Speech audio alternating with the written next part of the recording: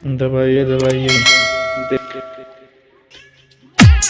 प्यार में जान हमको फंसाती है, नार देख के दूसरा संग जाती है।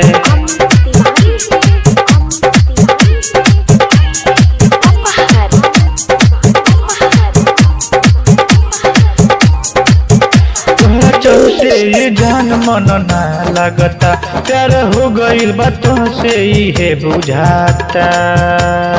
सुनला मांझा तुम्हारा चलते ये जान मन ना लगता, प्यार हो गईल बातों से ही है बुझाता। तोहर प्यार में जान हम भइली बेटा, तोहर गजरा बहुते महकती है। प्यार में जान काहे तरपाती है, हमारा से दिल लेके दूसरा तरह जाती है। प्यार में जान काहे तरपाती है, हमारा से सेटिंग कई दूसरा तरह जाती है। प्यार में जान काहे तरपाती है, हमारा से सेटिंग कई दूसरा तरह जाती है। डीजे अमित तिवारी से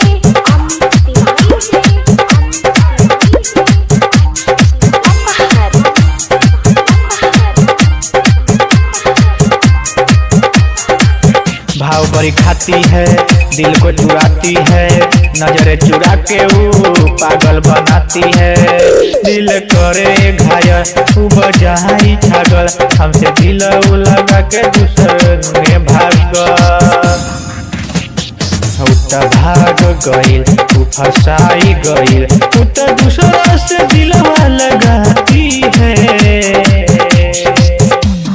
प्यार में जान काहे तरपाती है, हमारा से सेटिंग कोई दूसरा संगे जाती है।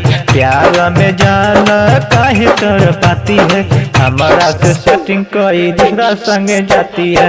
प्यार में जान काहे तरपाती है, हमारा से सेटिंग कोई दूसरा संगे जाती है। ये धोखेबाज है।